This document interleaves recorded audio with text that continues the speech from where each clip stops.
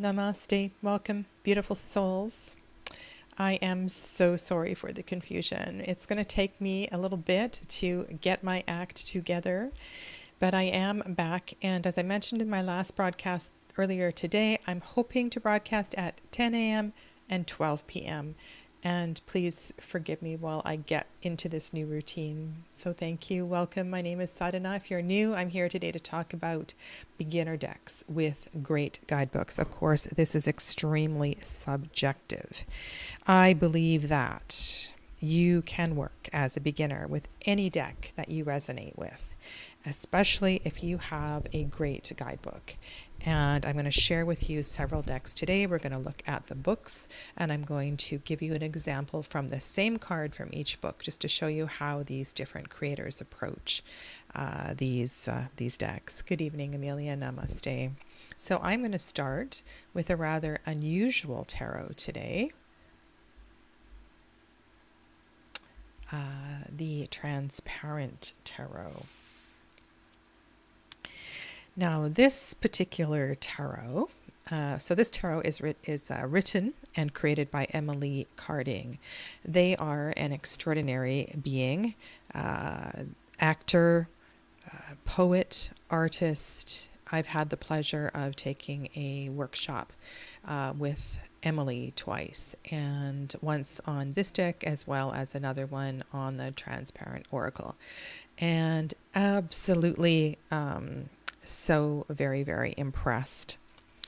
This deck, if you are not aware, it comes with a white tarot cloth. So this is the bag that it comes with. I'm just using this because I've got a lot of things on the table today.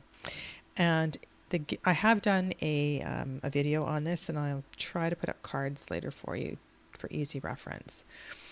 It is transparent. It is made of plastic. And the idea with this deck is that, of course, you can do single card readings, but you also have this brilliant opportunity to layer cards upon one another. So here we're looking at the Tower card on the bottom, and this is the Two of Pentacles.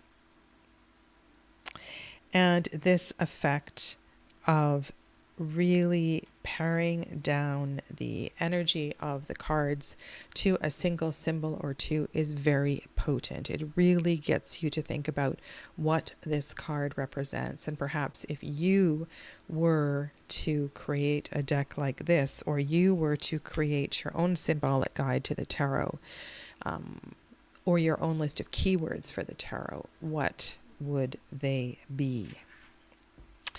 The Transparent Tarot refers to a lot of great resources. Now, I'm just going to read for you little bits from the Tower page, which is the card I've selected to share with you today. The card, also sometimes known as La Maison Dieu, or the House of God, takes its title from traditional image of a tower that is struck by lightning. Two figures can usually be seen falling from the upper windows, and often a crown can be seen blasted from the top of the tower by the force of a divine bolt. So even though this particular deck does not include all that iconography, they go on to describe it in detail. So if you have a Waite-Smith deck beside you or something similar, you know what you are looking at here. Of all the cards, it is the appearance of the tower that is most likely to perturb the experienced reader. I think it's most likely to perturb any number of readers until you get really comfortable with this card. The bolt of lightning of this card represents powerful cosmic forces of unveiling truth. The description here is so utterly detailed and brilliant. I just caught the word Kali here. Destruction and creation are part of the raw divine power of nature, and it is the force that is found in Kali and the Tower. There's a brief mention of the Kabbalah. And what I like about this book is that Emily brings in and mentions a number of tarot systems to capture a complete picture of the card. And it is described in simple, straightforward language.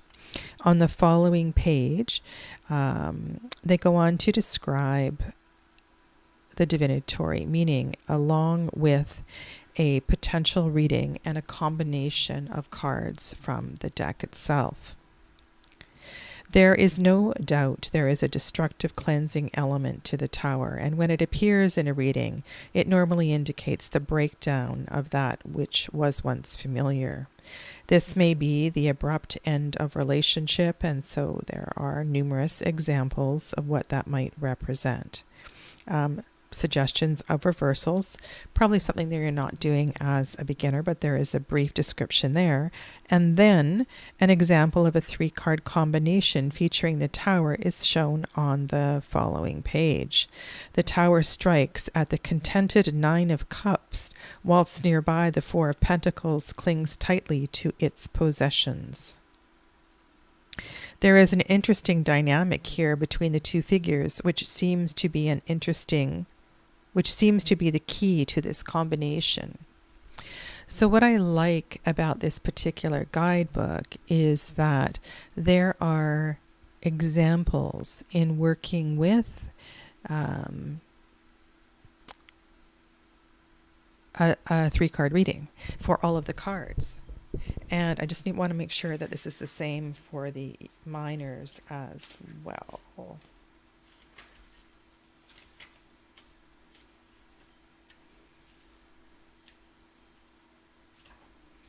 Okay, so that is not the same for the minors. However, there is something equally brilliant in the minor arcana section here. So I want to say welcome. Hi, Clevis and Dee and Saskia. Welcome back. And Fernanda, hello. Nice to have you back here. In the minor arcana, which is a common to many of the books I'm sharing with you today, the minors are organized by number. And in this particular guidebook, you'll see all 4 of the 7s layered here. So you can reflect, as you read the description of the 7s, on why Emily Carding has chosen to illustrate them in this way. And it is so very well thought out and conscious. Like the design, this is so brilliant. Emily's mind is absolutely, it has this way of capturing things in complete connection. Yeah. And then, of course, I mean, this is quite a tome. And it is it's knit, what do you call it? It's stitch bound, so it's not going to fall apart. There are spreads with single cards at the back of the book, and one of Emily's friends helped her to complete this section because I believe the timing of all of this, Emily was overwhelmed with something else that was going on. I forget the story. And, I forgot about this. There is some mention of another deck created by Emily Carding, Tarot of the She. And there is some deck combinations here with Tarot of the She and Transparent Tarot, as well as Tarot of the She, Transparent Oracle, and Transparent Tarot. So what this book does is gives you a, I don't know, it's you wouldn't think this was a beginner deck, but it really asks you to sit with and take apart. I love that whole idea of deconstructing the tarot. It's a brilliant way to learn. And the other thing that I would strongly suggest is that another beautiful thing you can do with this is to take the example readings that are in the book. So here is one for the Star. Wow, so we have 4 of Swords. You can see the figure that's lying down here. And then we have King of Pentacles. You can see the pentacle symbol there. And the K is here. So what you could do, sorry, you can't see that, my apologies. What you could do is take another deck side by side with this and lay them out side by side. And I promise you, the insight in this book is going to give you a whole new layer of understanding with layers and intersections of your readings. Okay, so I strongly recommend this as a tarot study project, especially if you are early in your journey. It's going to make everything so different. Okay.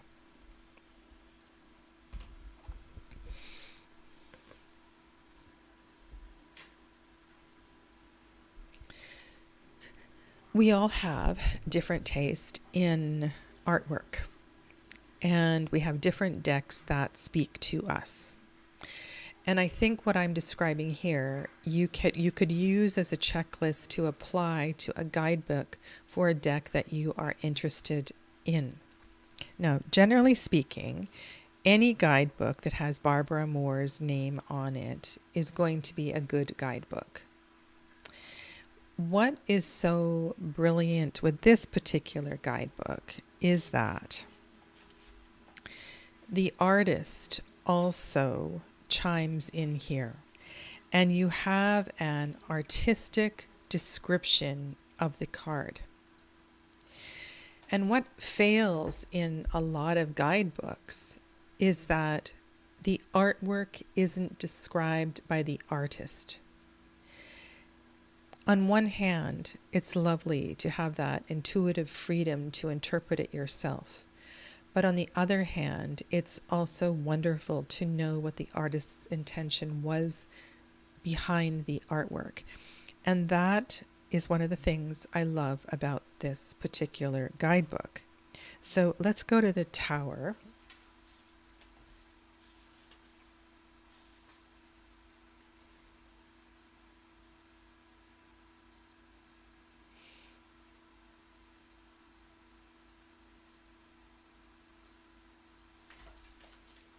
Okay, so you have a black and white rendition of the card here.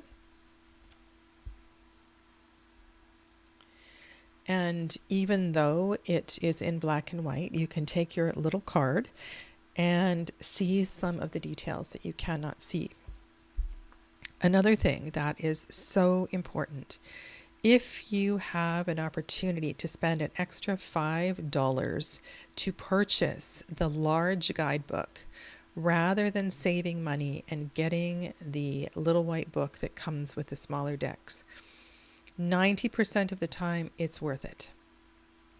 And once you are more familiar with purchasing decks online, if that's how you purchase them, you'll be able to tell the difference between a deck that is contained within a small box and a deck that comes in a larger box with a larger guidebook. And while these large boxes are just awful for storage, it's most often you're going to get way more information in the large guidebook. Okay, hi Perry, welcome. The Tower.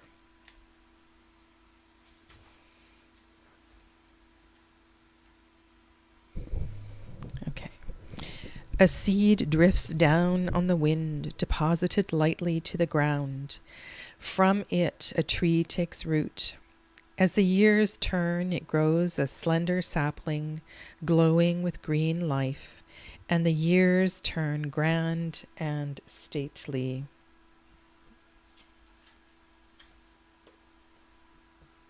Let's see if I can position this better for you.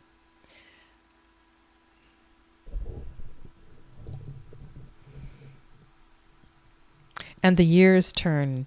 Grand and stately, it reaches to the sky, challenges the heavens. And the years turn. It is a mighty giant among giants. Lovingly crafted, living wood, and greenery that is nature's masterpiece. Birds come to rest in its glorious limbs, joyous and singing, full of songs inspired by the beat of sun and the rush of wind and the endless skies. Men and women come to sleep in its velvety dappled Men and women come to sleep. Lost my place, sorry. In its velvety, dappled shade and dream visions of running water and soft dark loam and home. Even in the depths of winter, so thick and established has its network of branches and foliage become that there is shelter for any traveler, man or beast, a haven for any who should wearily pass by. And as the years turn, it has been there forever, established and deep-rooted.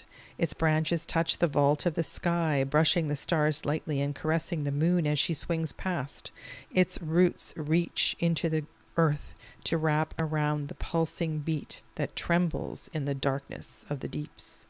And then, with a fickle turn, as easily as she graced this tree with manifold blessings, nature rescinds her gift. She throws a terrible spear from the heavens. What has taken centuries to coax forth from a tiny seed is destroyed in an instant. In a deadly arc of blindingly beautiful blazing lightning, it sunders. It sears white hot. It shatters to splinters. The earth shudders at the tremors of the blow.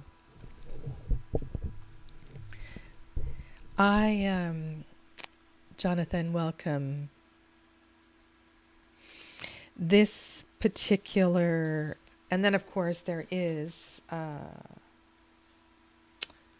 meaning description by Barbara Moore that begins catastrophe, sudden change, crisis, cleansing of emotions, and on, which is what you, of course, would get in another guidebook or a little white book, and you can get the feeling of.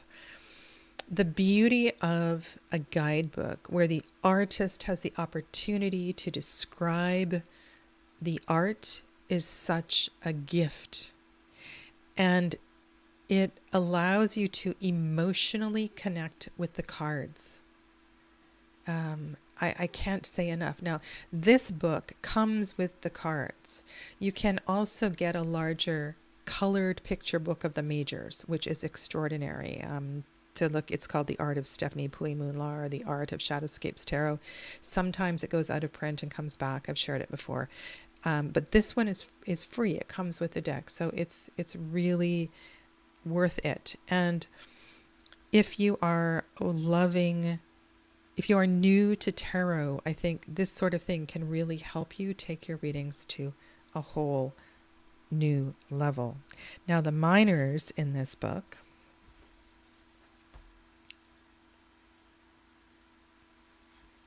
are organized sequentially.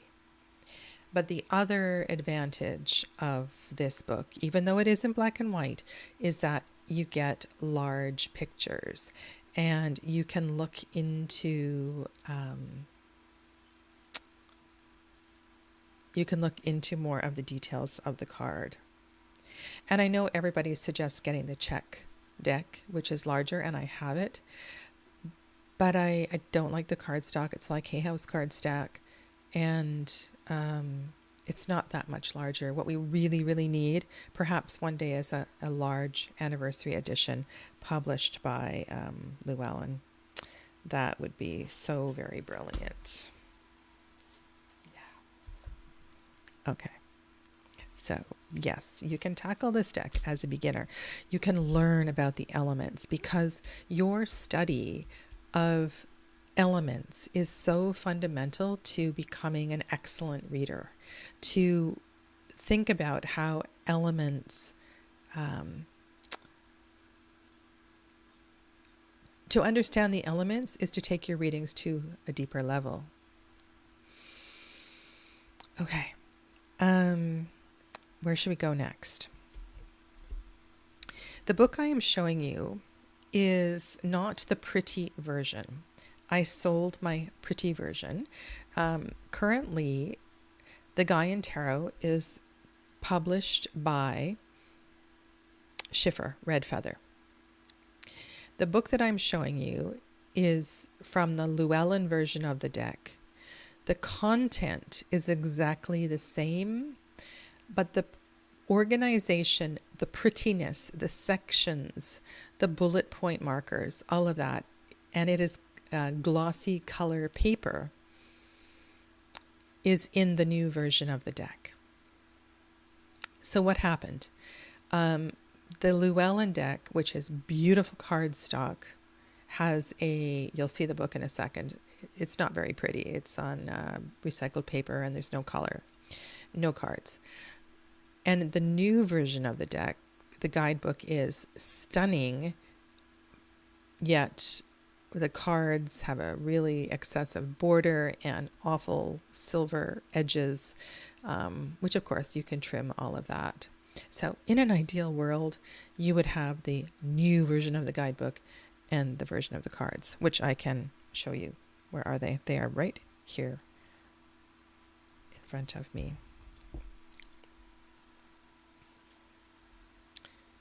So these older cards, if you can find them for a decent price on eBay or something, are more like an oracle shape, and they don't have the gilding on the sides, and they shuffle just beautifully. Okay, so I want to show you the guidebook. This is the Tower card, which I'll hold for inspiration.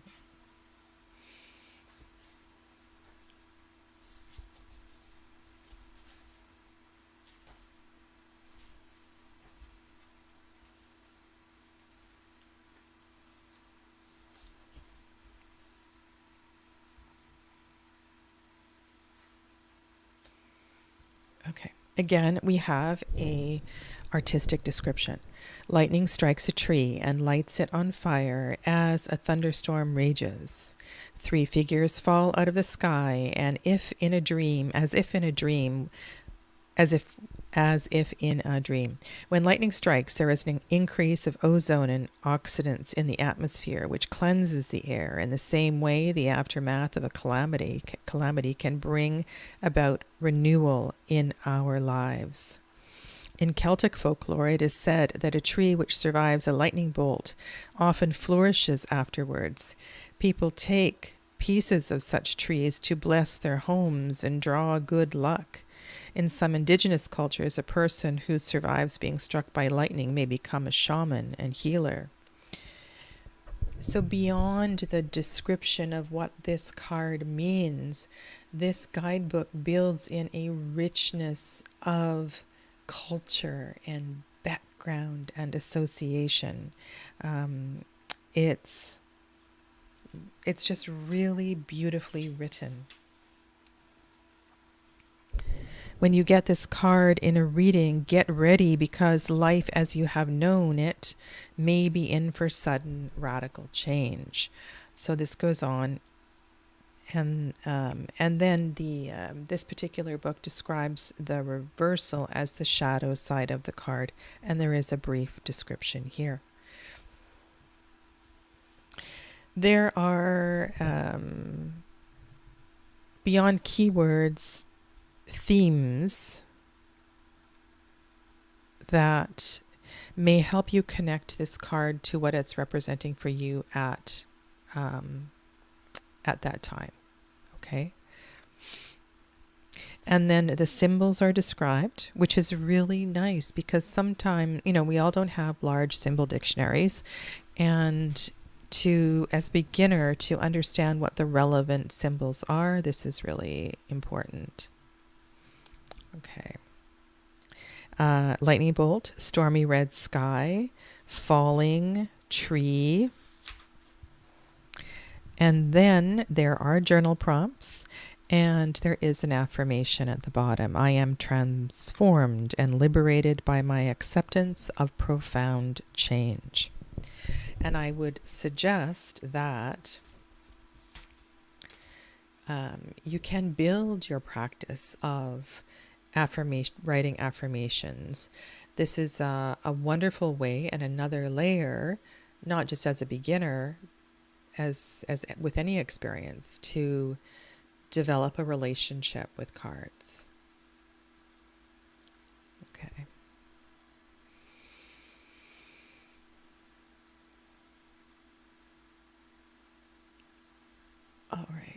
Now, I'm looking at the chat here.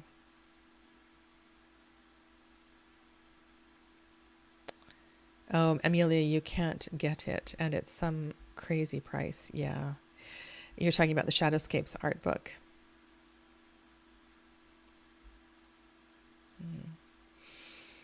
Okay. Oh, wow. That surprises me, Jonathan. Now, this deck, I'll show you some of the cards.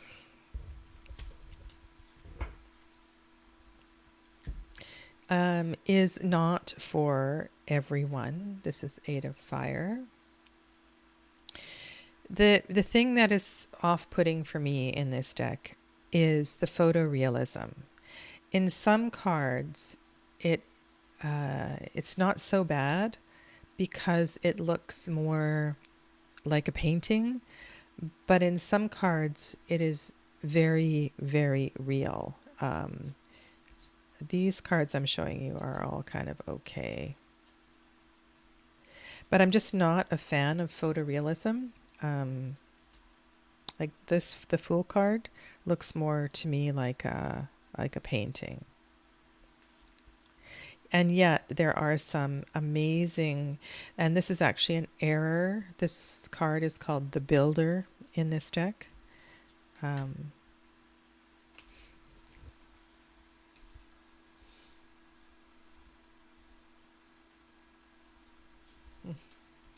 The hanged man is called the Tree, and you'll see a yogi tied in a tree doing tree pose.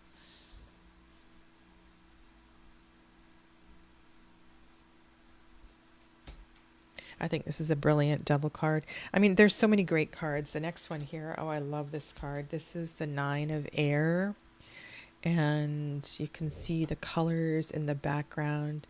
And to me, the 9 of Air has always been about listening. And look at the Awakening card on the left. I mean, it's just stunning. I think this deck for me is about 50%.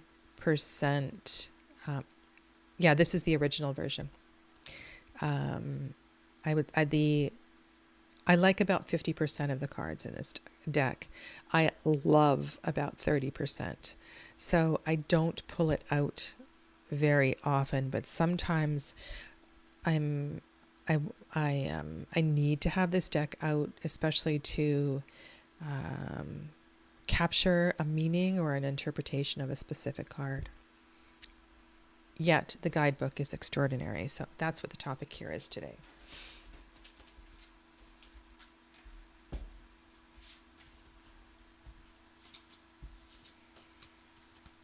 Okay.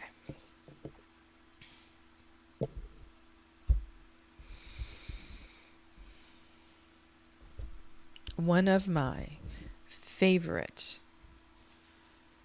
guidebooks is the large guidebook that goes with the Druidcraft Tarot. Apparently I need to zoom out, so let's do that.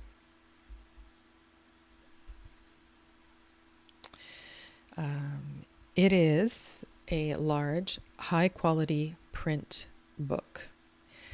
I refer to this book, I pull out this book all the time. This is a book that stands alone as a tarot guidebook. You don't even need to have the deck. So I don't know why anybody would purchase the small one in a box. Sometimes I do that actually if I want a backup copy, or occasionally I might botch a trim job. I'll show you my trimmed version of this deck. It's one of the first decks I ever trimmed. Druidcraft Tarot, of course, has a Celtic, Wiccan feel to it. It is full of the richness of mystery, symbolism. The Sabbats are embedded here, but in quite a different way than in the Wildwood Tarot, which I'm going to show you in a moment. The references here, so in the court card section, which is not done very well in most guidebooks, talks about the 16 personality types of the tarot. And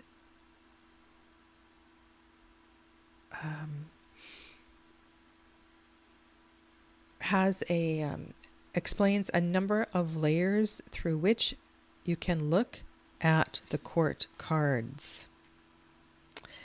I don't know, this book is so rich in description.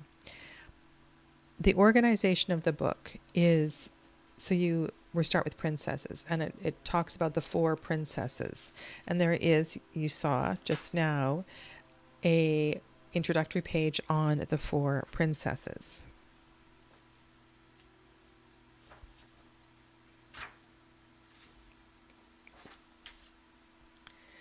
The 6s. So there's an introductory page, couple of paragraphs on the 6s before it goes into unpacking each of the 6s. And all too often, guidebooks have such a watered down description of the minor arcana. It's really hard to bring pieces together. And this book, like I said, I pull this out when I'm working with other decks, when I'm trying to share a concept or an understanding of the numbers. And I think the greatest gift of this guidebook is the minor arcana and the way that it is described. And, certain numbers are very difficult for beginner readers to understand and to capture. We have 5s and we have 7s. Both present as challenges in the tarot. What's the difference between the 5s and the 7s? This is one of those books that does a really good job in outlining a variety of possibilities of what those challenges represent and how you can interpret them. So it's just a really, really brilliant reference. Again, high quality publication. The binding, it's knit binding. It's not falling apart. Major arcana. Okay. About 3 pages per card. We have an art description. Okay, so you know what you're looking at in the card. The myth or the figure in the card is described. More often than not, there is a reference to other cards as well, which is really kind of helpful. And often there is a reference to sometimes there will be more details about a cultural detail or something that might not be in common culture, particularly in North America. The significance of justice. At the center,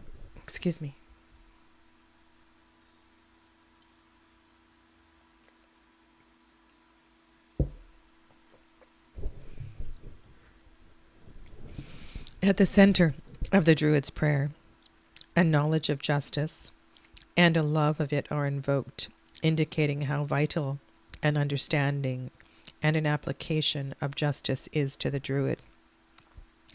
At the center of the initiate's journey through the major arcana, we find the card Justice.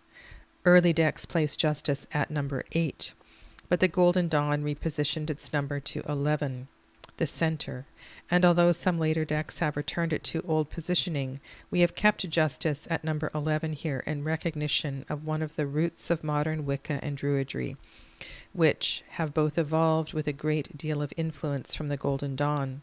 Together they form a major contemporary expression of the great school of the Western magical tradition. In addition, the placing of Justice at 11 reinforces a central belief of Druidcraft, that life exists as the result of the interplay of two forces, and that these two forces exist within us and at many levels. to act correctly in our lives and with full awareness, we need to know how to balance or weigh up these two forces to determine and how to act. So I really appreciate the multiple layers of interpretation of the card that are encapsulated in this short 3-page description. There is also an explanation why this deck uses justice as the center of the major arcana. You often don't get that. So in some decks, a creator may place justice at 8 and not speak to that, nor does the guidebook have any correspondence of minor 8s and major 8. And it's not that way in this deck nor this guidebook. It is so beautifully and clearly explained. Okay, I must share this. I'm so intrigued with Emily's work. Okay, Emily, I need to make you a, just a second, how do I do this? 1 second.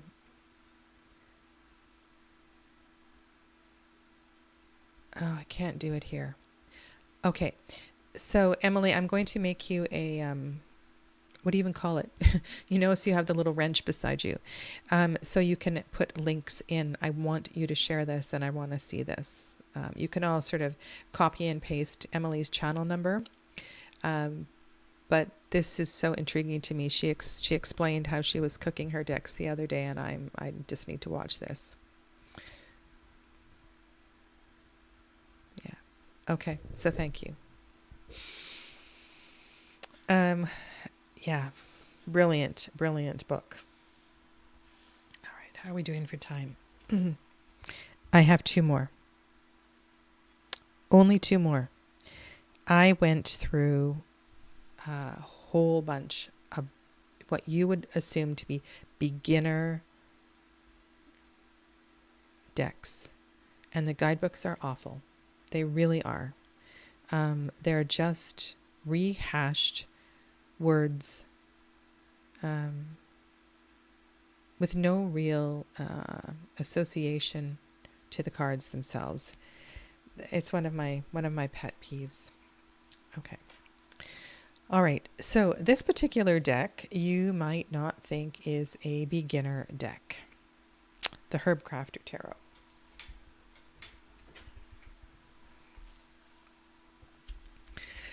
What I want to challenge you with here is this. Cards, Major Arcana in particular, is about an archetype. And the more ways that we can understand an archetype, envision an archetype, the more vocabulary we have as a reader. And when you study a brilliant deck such as this one, it's one of those decks that's going to take your readings to a whole other level. Sorry, I didn't pull out the Tower card here. And I do want to speak to the actually, you know what? I want to speak to the Awakening card in this deck. I do. Oh, there's so much. Okay, I did do a series on this deck if you need some help. Okay, this is Awakening, 20th Arcanum. Let me see. I've got my camera in a different place today, so hence the wiggling. All right, so this is Tulsi, Holy Basil. And you see here a beautiful sort of mandala tablecloth. And there is a lamp, a ghee lamp. There is a mala. There's a Tulsi mala also here. Oh, thank you. Thank you, Jonathan.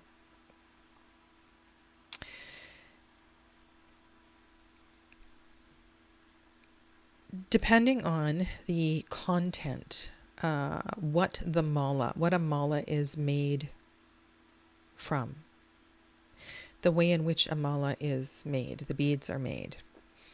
They have a different frequency. And a tulsi mala is it's very light. It is connected to a super high frequency. And when I saw this card, I was just gobsmacked. I have a mantra practice, and what happens when you have a mantra practice is you shift frequency, like major frequency, depending on how dedicated your practice is. And so this is just such a brilliant card. So for the majors in this deck, the description is not overwhelmingly long. All of the pages for all of the cards are quite short, but they are filled. Like everything is described in, I don't know, what do you mean? Like it's a short description, but it's just loaded with meaning. A silver pot, which you might not even have noticed had the artwork not been described. And again, a great guidebook describes the artwork. It helps. It really does. And it also shows the intention of the creator. And it's like nothing is random. Everything has meaning. And of course, you can get that through your own intuition and your own interpretation of a piece of art. But the point here is beginner decks with great guidebooks. And because the artwork is described so beautifully in all of these books I'm showing you, it's like you have a leg up. A silver pot filled with a lush, thriving tulsi plant sits on a beautiful white tapestry imprinted with a cream-colored lotus flower, mandala. A few leaves are scattered on the tapestry, and 2 sprigs of tulsi with dark purple flowers cradle the silver pot. An oil lamp lightly burns in the corner, and a mala crafted of tulsi wood is placed near the base of the plant. Sacred service is the call of the divine. Reverence for nature inspires connection with all beings. Tulsi, also known as holy basil, has been a highly regarded panacea for over 3,000 years. It enhances memory, restores energy, and clears toxins. Take care of your well-being and awaken consciousness. There's a bit more. There's also at the bottom of each page a few suggestions for how you can connect with the plant that is featured in the card. Yes, exactly. There are no unnecessary words on the page. It is just brilliant, brilliant. Now, Jonathan says, I always need to use the book for readings. I think this is a common comment with this deck and this kind of a deck, with a plant deck.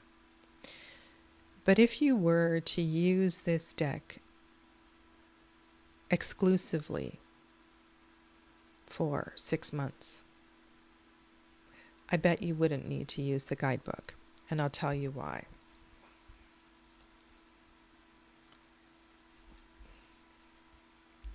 Like the other books I've been sharing with you, the 9s all have a common energy. And if you read with the book long enough, you will understand what the 9s represent. So what is 9? 9 is a completion. But in this particular deck, all of the 9s are the fruit of the tree. Now there's a bit more to it than that.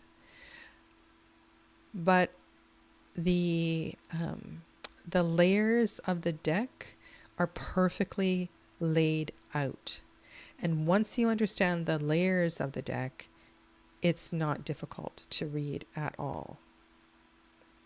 And it will only bring richness to your study of the Waite-Smith Tarot or whatever deck you choose to be your beginner tarot. It's just kind of brilliant. Okay? I can't say enough. And I think that spending a dedicated period of time with this deck would be just be really, really yummy. And I haven't had that opportunity since I was a beginner. So here's something else that I want to share with you, okay?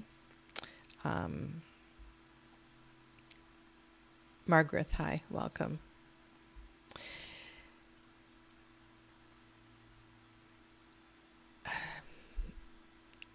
As a beginner, stop buying decks. You only need one or two to compare and contrast. Discipline yourself to spend a year with a deck. Discipline yourself with a year, at least a year. So the next deck I'm going to share with you, and I believe it's the last one today, I spent 3 years exclusively with. I only read with this deck. I studied it inside out and backwards.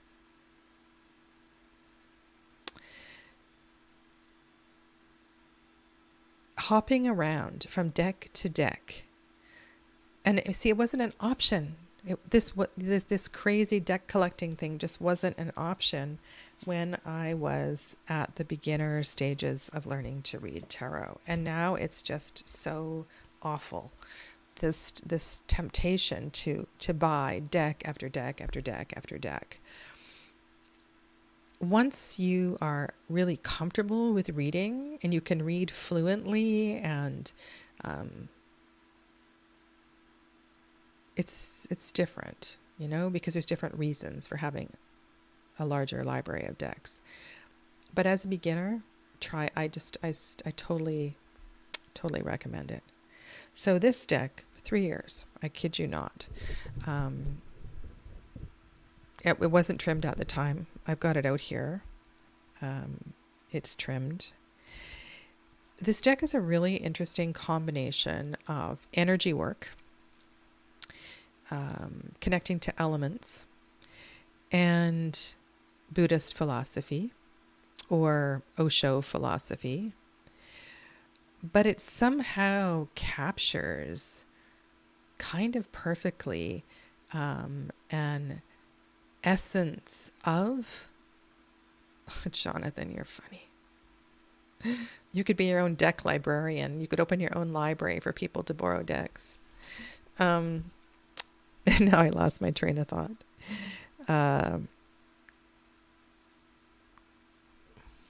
Forgot what I was saying.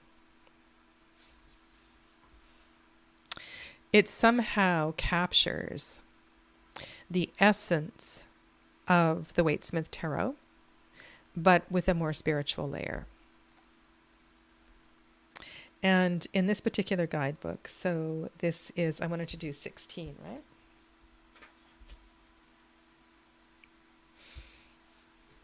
This is the Tower card.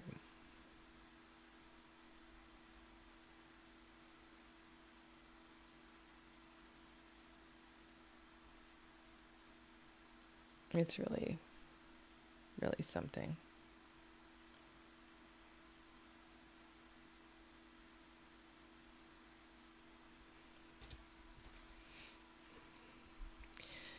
And I think at some level,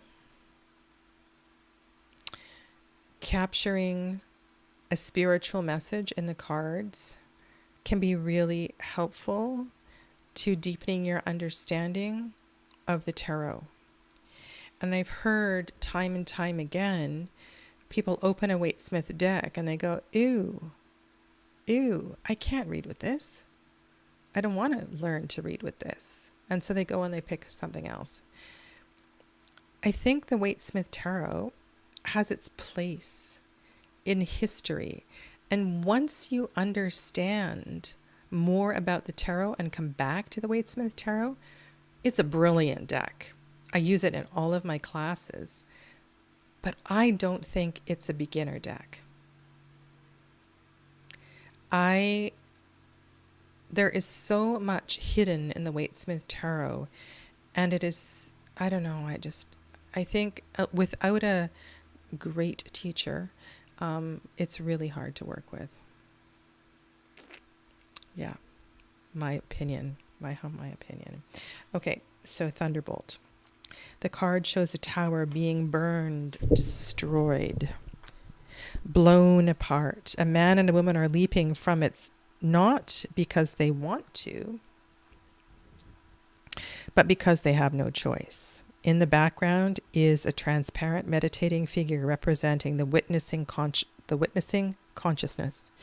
You might be feeling pretty shaky right now, as if the earth is rocking beneath your feet.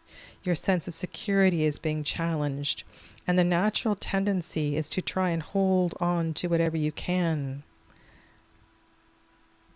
Repeat. The natural tendency is to try to hold on to whatever you can. But this inner earthquake is both necessary and tremendously important. Love how a lot of these cards really, the descriptions emphasize the inner journey. Inner journey.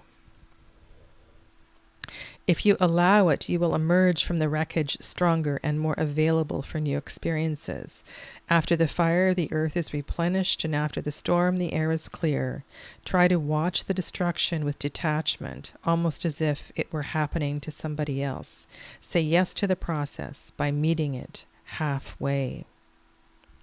And then, in a very different voice, there is another description of the card. And it captures, so one looks at the description of the painting, and another is more, well, let me just read part of it. Practice-based, I suppose. What meditation does slowly, what meditation does slowly, a good shout out to the master, unexpectedly in the situation where the disciple was asking some questions and the master jumps and shouts and hits him or throws him out of the door or jumps over him. These methods were never known. It was purely the very creative genius. Oh, yes. Okay, so there's stories, there's explanations to how this might relate to a particular practice and how to develop the awareness of such an experience. There is an additional book as well, too, that takes us to a whole other level. But even this book that comes with the deck does a fantastic job. It is enough. It is enough to start with to begin to peel away the layers of the archetypes of the majors and to look at the minor arcana through a whole new lens.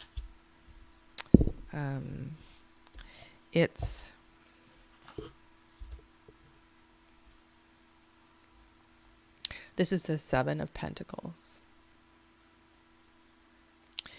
which is a card of what? Where's my hand going? It's a card of not struggling with nature. Seven of Pentacles. So if you think about the Waite-Smith deck and you think about that gardener leaning on a shovel, we need to learn to let life, to let it be, because things will evolve and grow and change as they are meant to evolve and grow and change. You have done the tending that you need to do to get to the point where you're at. Now it's time to be. It's time to be. And I really love this card. And the details, in some of the minors are just so beautiful. This is the Knight of Pentacles. Yeah, I've done videos on this deck. It's really quite something. So I want to summarize this in a few points. Yes, I worked with that deck for many years too. Now the extra book that comes with that is an extra book. And if you are studying the Robin Wood, I would wholeheartedly recommend the extra book, but it is an extra cost. Okay, so I want to summarize the main points here today. Okay, what I think is a good guidebook for a deck for a beginner. And that is, there is a description of the card, the details of the art on the card. It can be, and the more poetic it is, the more it taps into your emotional body, I think the greater the book. And there's numerous guidebooks that do this. These are just a few that I'm recommending for you here today. To see the guidebook organized in layers is really helpful. To say that, yes, all of the princesses or the pages are connected. They have a common theme. And this is what pages are about. Not just a little tiny two-liner that this is what pages are, but to put more energy into the threads that connect the pieces of the tarot. In the same way, yes, the tens are about circle and completion and that, but there's more to it. And we have a whole page to talk about the number 10, and we have a whole page to expand on the individual tens. And most of these books I'm sharing with you today do that. Some of them go above and beyond, and like the first one I shared with you, and does a mini reading for the majors. So I think it's really helpful to have a great guidebook, because if you don't have a great guidebook, then you're going to start buying other resources, and that's also really difficult to know what a great resource is for you. You know, like some are better than others, and some books have great reputations, and I'm going to do a series on that sort of a book. So let's just wait for that. I'm not going to jump ahead. If you have questions, please come back. Leave a comment. I would love to hear from you.